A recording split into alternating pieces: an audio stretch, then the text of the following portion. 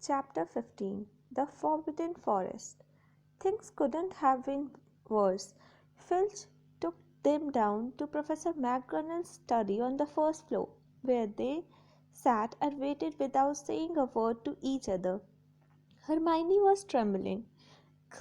Excuses, alibis, and wild cover up stories chased each other around Harry's brain, each more feeble than the last. He couldn't see how they were going to get out of trouble this time. They were cornered. How could they have been so stupid as to forget the cloak? There was no reason on earth that Professor McGonagall would accept for their being out of bed and creeping around the school in the dead of night, let alone being up the tallest astronomy tower, which was out of bounds except for classes. Add Norbert and invisibility cloak, and they might as well be packing their bags already. Had Harry thought that things couldn't have been worse, he was wrong. When Professor McGonagall appeared, she was leading Neville. Harry, Neville burst out the moment he saw the other two.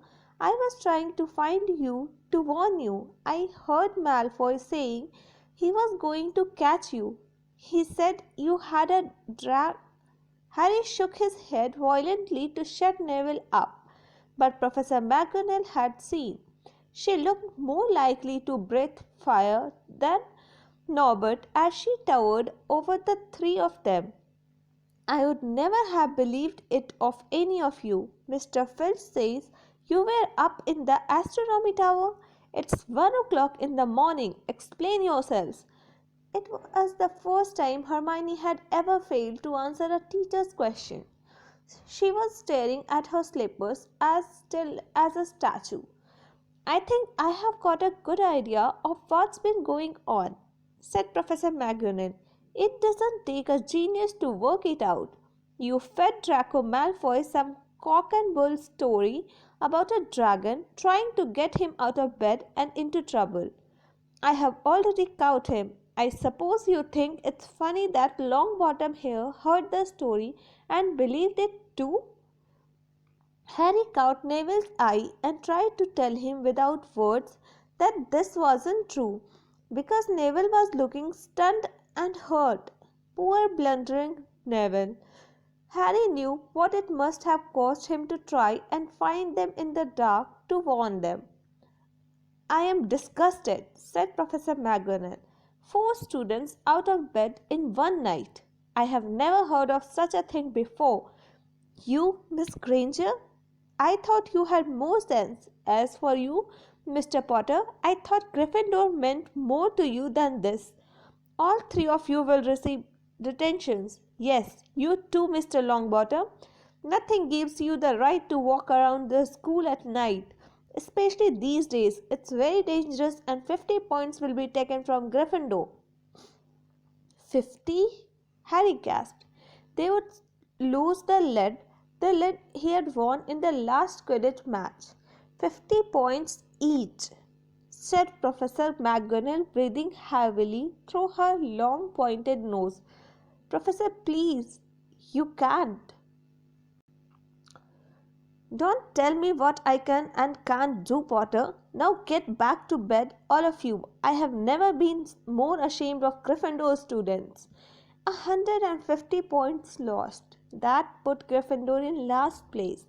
In one night, they had ruined any chance Gryffindor had for the House Cup. Harry felt as though the bottom had dropped out of his stomach. How could they ever make up for this? Harry didn't sleep all night. He could hear Neville sobbing into his pillow for what seemed like hours.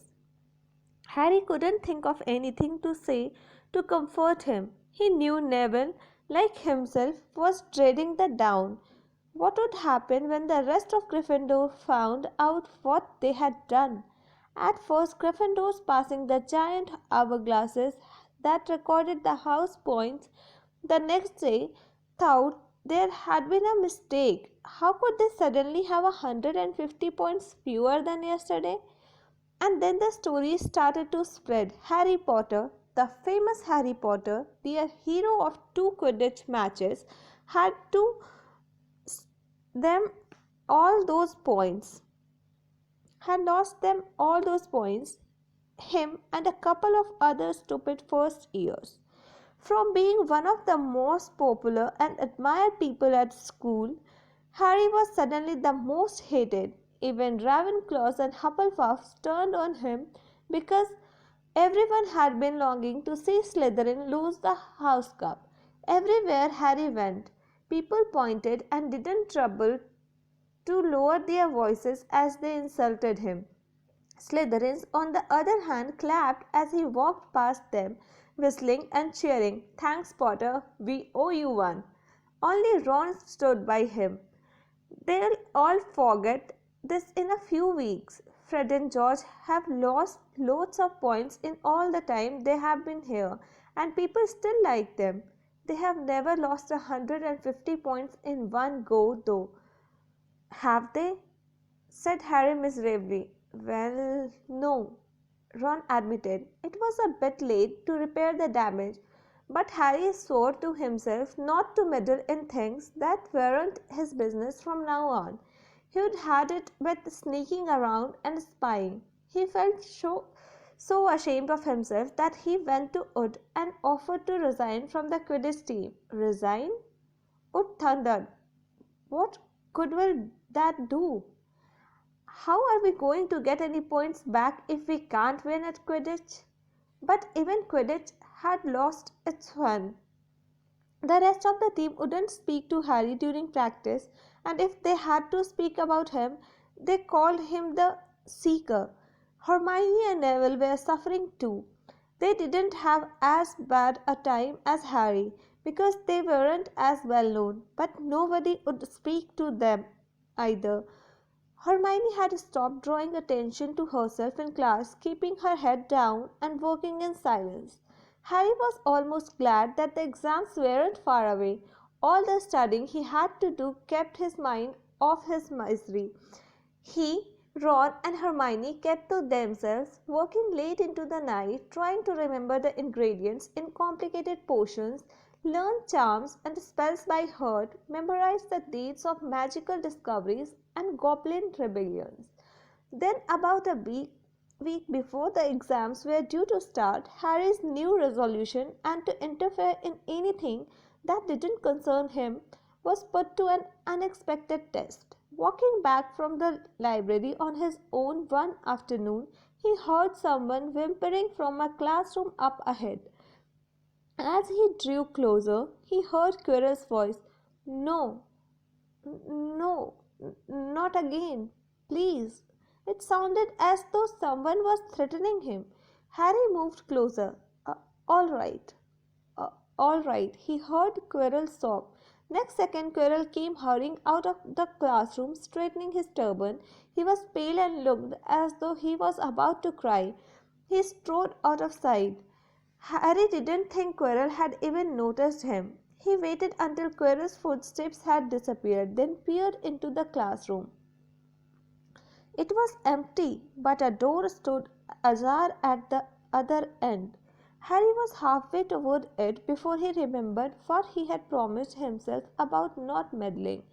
All the same, he would have gambled 12 sorcerer's stones that Snape had just left the room, and from what Harry had just heard, Snape would be walking with a new spring in his step. Quirrell seemed to have given in at last. Harry went back to the library where Hermione was testing Ron on astronomy. Harry told them what he had heard. "Snape has done it then," said Ron. "If Quirrell told him how to break his anti-dark force spell." "There's still Fluffy though," said Hermione. "Maybe Snape has found out how to get past him without asking Hagrid," said Ron, looking up at thousands of books surrounding them. "I bet there is a book somewhere in here telling you how to get past a giant three-headed dog.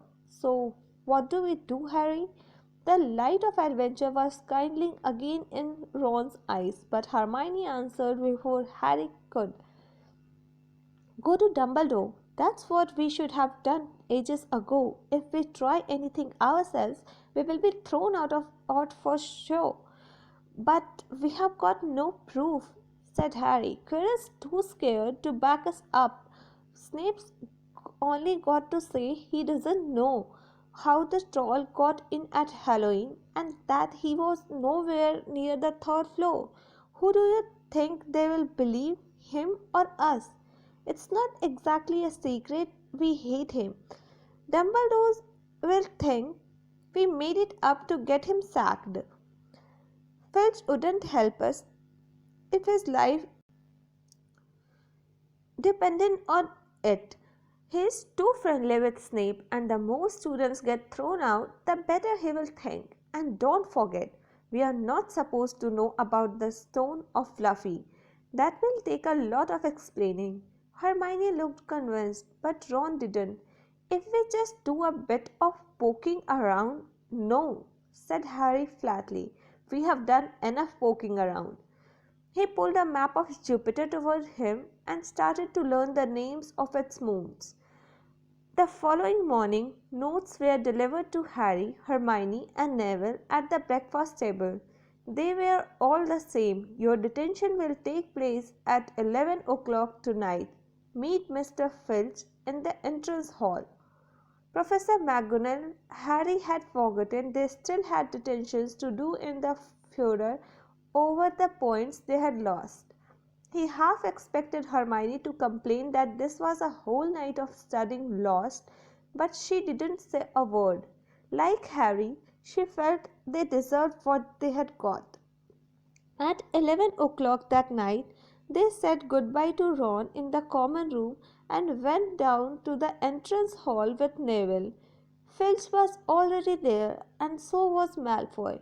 Harry had also forgotten that Malfoy had gotten a detention too.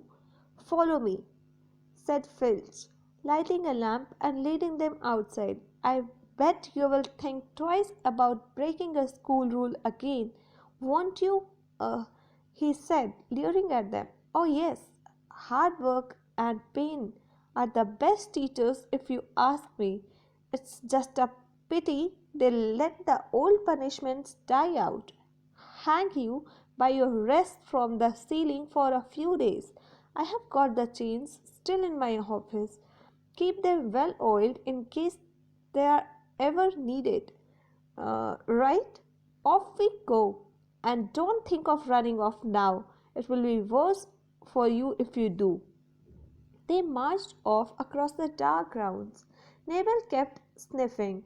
Harry wondered what their punishment was going to be. It must be something really horrible, or Filch wouldn't be sounding so delighted. The moon was bright, but clouds scudding across it kept throwing them into darkness. Ahead, Harry could see the lighted windows of Hagrid's hut. Then they heard a distant shout. Is that you, Filch? Hurry up, I want to get started. Harry's heart rose. If they were going to be working with Hagrid, it wouldn't be so bad. His relief must have showed in his face because Filch said, I suppose you think you will be enjoying yourself with that oaf. Well, think again, boy. It's into the forest you are going, and I am much mistaken if you will all come out in one piece. At this, Neville let out a little moan, and Malfoy stopped dead in his tracks. The forest? He repeated, and he didn't sound quite as cool as usual. We can't go in there at night. There's all sorts of things in there. Werewolves, I heard. Neville clutched the sleeve of Harry's robe and made a choking noise.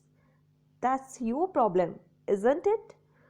Said Filch, his voice cracking with glee. Should have thought of them werewolves before you got in trouble, shouldn't you? Hagrid came striding toward them out of dark, Fang at his heel. He was carrying his large crossbow, and a quiver of arrows hung over his shoulder. About me? he said. "I've been waiting for half an hour already." "All right, Harry, Hermione." "I shouldn't be too friendly to them, Hagrid," said Filch coldly. "They are here to be punished after all." "That's why you're late, is it?" said Hagrid, frowning at Filch. "Been lecturing them. It's not your place to do that. You have done your bit. I will take over from here." "I'll be back at dawn," said Filch, "for what's left of them," he added nastily, and he turned and started back toward the castle, his lamp bobbing away in the darkness. Malfoy now turned to Hagrid. "I am not going in that forest," he said, and Harry was pleased to hear the note of panic in his voice. "You are, if you want to stay at Hogwarts," said Hagrid fiercely. "You have done wrong, and now you have got to pay for it. But this is servant stuff. It's not for students to do. I thought we would be copying lines or something. If my father knew I was doing this, he would tell you that that's how is at it is at Hogwarts." Hagrid growled. "Copying lines. What good's that to anyone? You will do something useful or you will get out. If you think your father rather you were expelled, then get back off the castle and pack. Go on."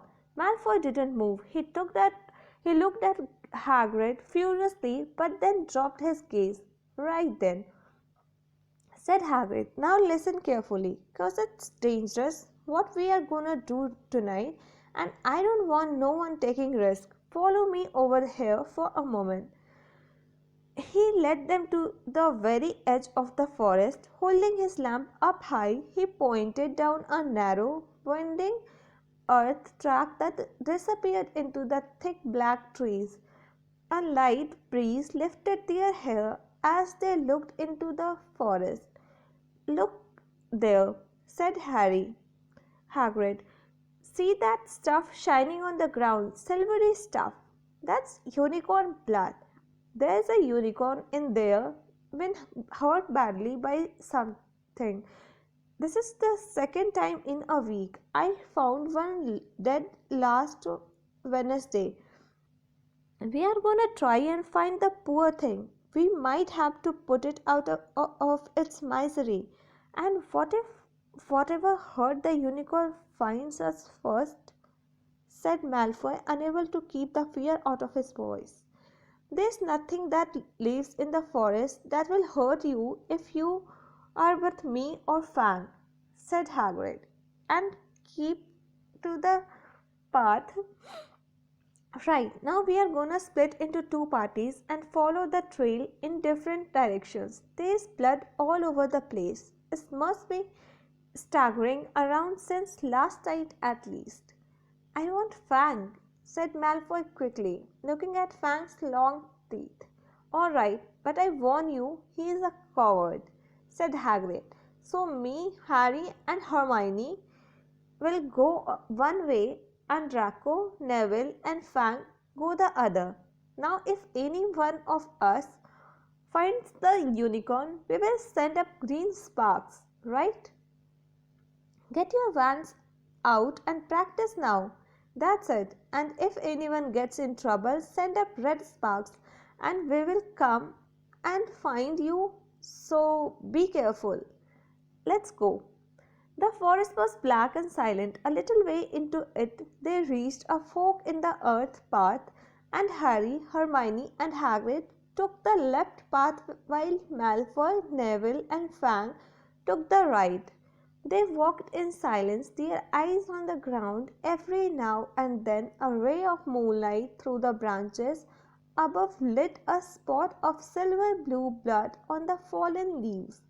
Harry saw that Hagrid looked very worried. "Could a werewolf be killing the unicorns?"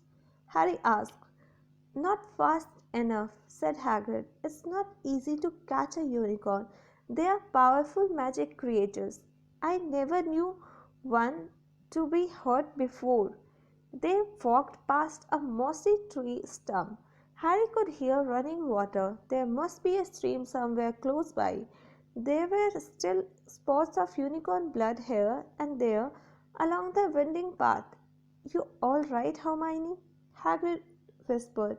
Don't worry.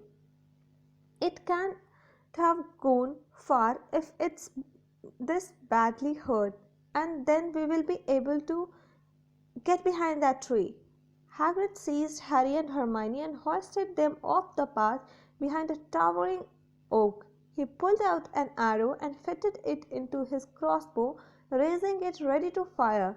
The three of them listened. Something was slithering over dead leaves nearby. It sounded like a cloak trailing along the ground. Hagrid was squinting up the dark path, but after a few seconds the sound faded away. I knew it, he murmured. There is something in here that shouldn't be. A werewolf? Harry suggested. That the wasn't werewolf, and it wasn't no unicorn neither, said Hagrid grimly. Right, follow me, but careful now. They walked more slowly, ears straining for the faintest sound. Suddenly, in a clearing ahead, something definitely moved. Who is there? Hagrid called. Show yourself. I am armed. And into the clearing came, was it a man or a horse? To the waist, a man with red hair and beard, but below that was a horse gleaming chestnut body with a long reddish tail. Harry and Hermione's jaws dropped. Oh, it's you, Ronan, said Hagrid in relief. How are you? He walked forward and shook the centaur's hand. Good evening to you, Hagrid, said Ronan. He had a deep, sorrowful voice. Were you going to shoot me? Can't be too careful, Ronan, said Hagrid, patting his crossbow. There's something bad loose in this forest. This is Harry Potter and Hermione Granger, by the way, students up at the school, and this is Ronan. You two, he is a centaur. We had noticed, said Hermione faintly. Good evening, said Ronan. Students, are you? And do you learn much up at the school? A bit, said Hermione timidly. A bit? Well, that's something. Ronan sighed. He flung back his head and stared at the sky. Mars is bright tonight. Yeah, said Hagrid, glancing up too. Listen, I'm glad we have run into you, Ronan, 'cause there is a unicorn being hurt. You seen anything? Ronan didn't answer immediately. He stared unblinkingly upward, then sighed again. Always the innocent are the first victims, he said. So it has been for ages past, so it is now. Yeah, said Hagrid, but have you seen anything, Ronan? Anything unusual? Mars is bright tonight, Ronan repeated, while Hagrid watched him impatiently. Unusually bright. Yeah, but I was meaning anything unusual a bit nearer home, said Hagrid. So you haven't noticed anything strange. Yet again, Ronan took a while to answer. At last he said, the forest hides many secrets. A movement in the trees behind Ronan made Hagrid raise his bow again, but it was only a second centaur, black-haired and bearded and wilder looking than Ronan. Hello, Bane, said Hagrid. All right. Good evening, Hagrid. I hope you are well. Well enough. Look, I have just been asking Ronan, you seen anything odd in here lately? There is a unicorn been injured. Would you know anything about it? Bane walked over to stand next to Ronan. He looked skyward. Mars is bright tonight, he said simply. We have heard, said Hagrid grumpily. Well, if either of you do see anything, let me know, won't you? We will be off then. Harry and Hermione followed him off out of the clearing, staring over their shoulders at Ronan and Bane until the trees blocked their view. "Never," said Hagrid irritably. "Try and get a straight answer out of a centaur." Ruddy sta- stargazers, not interested in anything closer and the moon. "Are there many of them in here?" asked Hermione. "Oh, a fair few. Keep themselves to themselves mostly, but they're good enough about turning up if ever I want a word. They're deep mind centers. They know things, just don't let on much." Do you think that was a center we heard earlier?"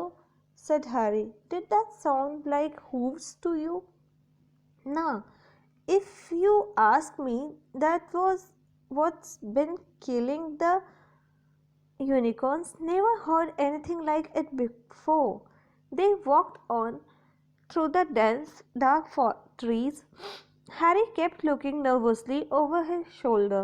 He had the nasty feeling they were being watched. He was very glad they had Hagrid and his crossbow with them. They had just passed a bend in the path when Hermione grabbed Hagrid's arm. "Hagrid, look! Red sparks! The others are in trouble!" "You two wait here!" Hagrid shouted. "Stay on the path. I will come back for you." They heard him crashing away through the undergrowth and stood looking at each other, very scared, until they couldn't hear anything but the rustling of leaves around them. "You don't think they have been hurt, do you?" whispered Hermione. "I don't care if Malfoy has, but if something has got Neville, it's our fault. He's here in the first place." The minutes dragged by. Their ears seemed sharper than usual. Harry seemed to be picking up every sigh of the wind, every cracking twig. What was going on? Where were the others? At last a great crunching noise announced Hagrid's return. Malfoy, Neville, and Fang were with him.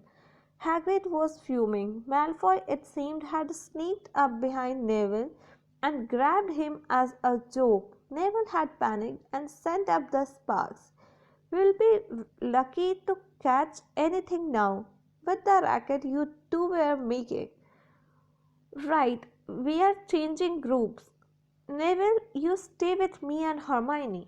Harry, you go with Fang and this idiot." "I'm sorry," Hagrid added in a whisper to Harry, "but he will have a harder time frightening you, and we have got to get this done." So Harry set off into the heart of the forest with Malfoy and Fang. They walked for nearly half an hour, deeper and deeper into the forest, until the path became almost impossible to follow because the trees were so thick. Harry thought the blood seemed to be getting thicker. There were splashes on the roots of a tree, though the poor creature had been thrashing around in pain close by. Harry could see a clearing ahead, though the tangled branches of an ancient oak. "Look!" he murmured, holding out his arm to stop Malfoy. Something bright white was gleaming on the ground. They inched closer. It was the unicorn, all right, and it was dead. Harry had never seen anything so beautiful and sad.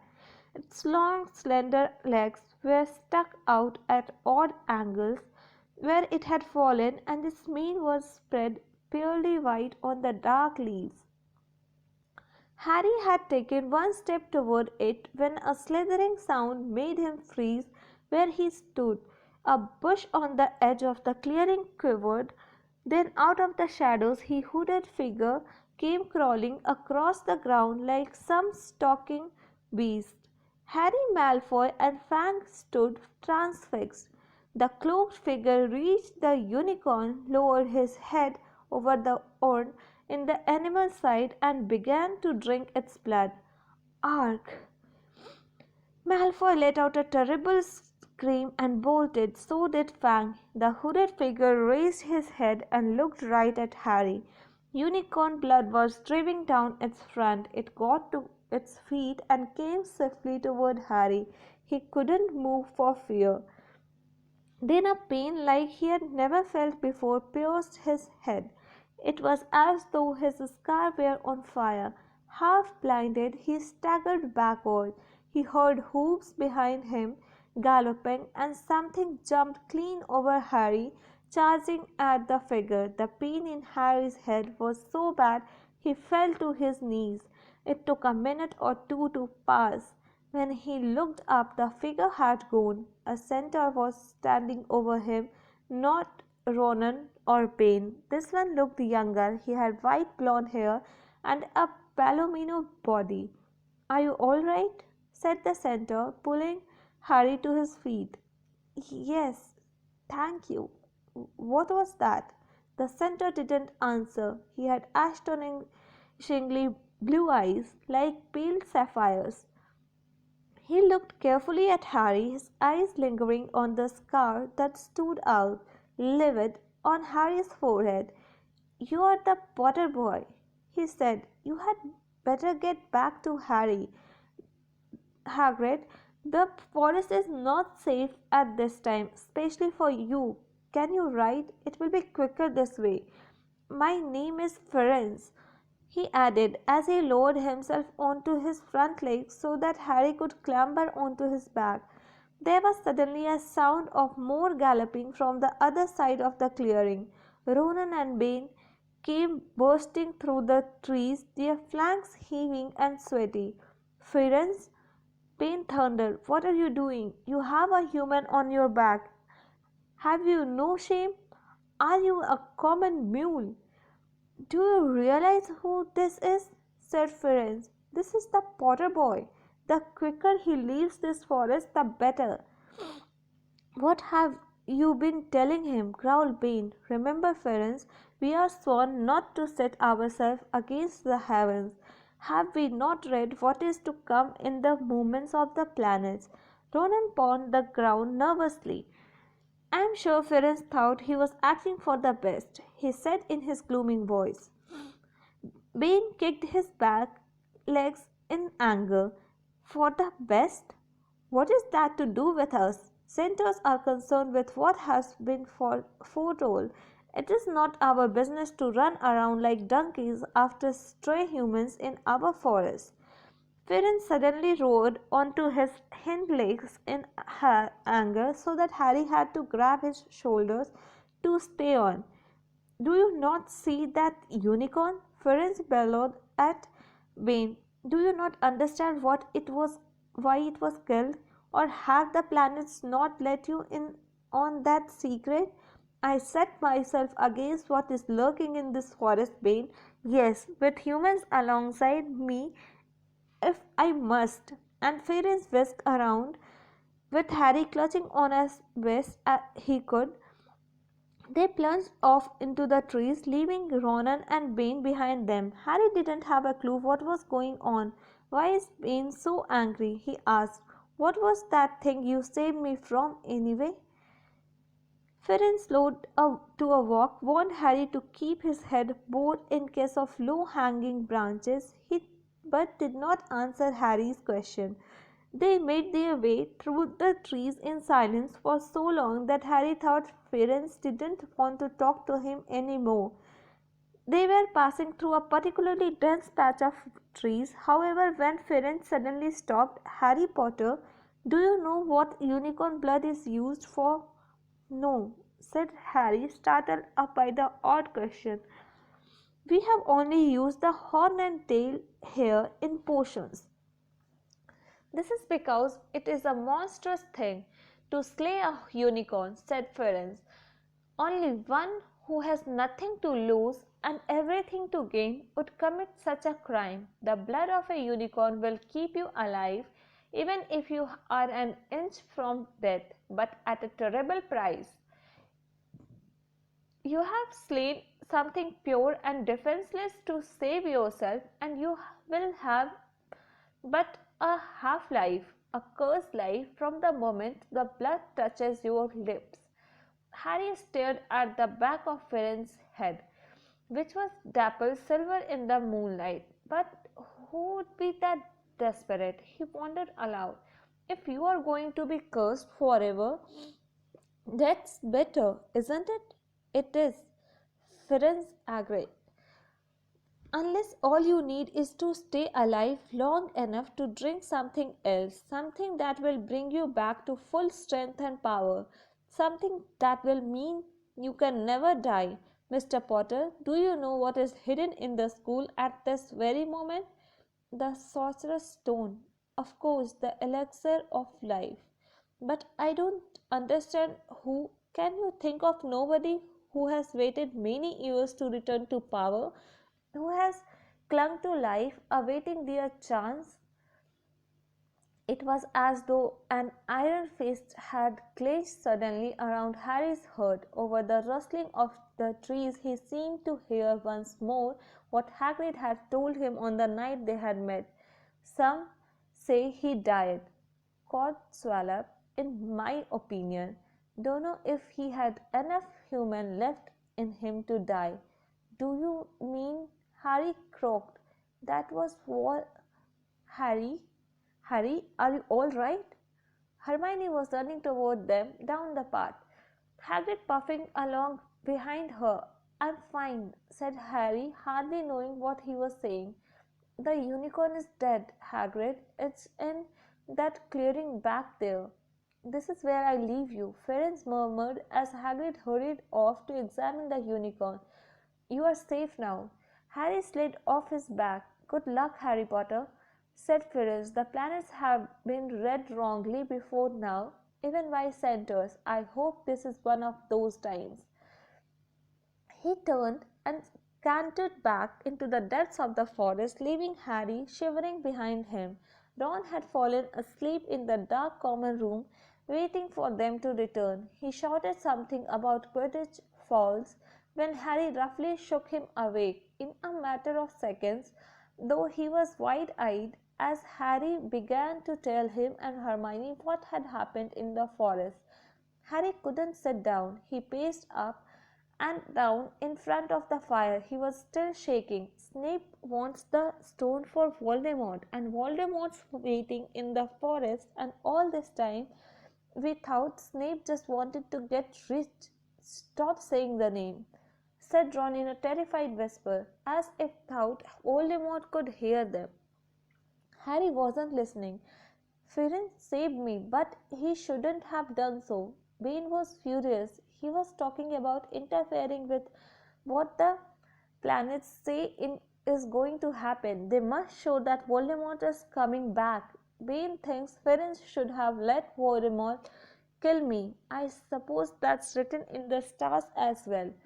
Will you stop saying the name? Ron hissed. So all I have got to wait for now is Snape to steal the stone. Harry went on feverishly. Then Voldemort will be able to come and finish me off.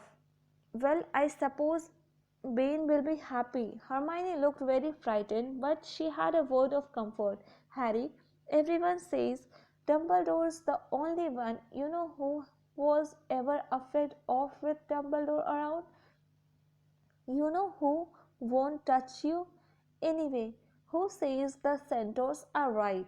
It sounds like fortune telling to me, and Professor McGonagall says that's a very imprecise branch of magic. The sky had turned light before they stopped talking. They went to bed exhausted, their throats sore, but the nice surprises weren't over. When Harry pulled back his sheets, he found his invisibility cloak folded neatly underneath them. There was a note pinned to it, just in case.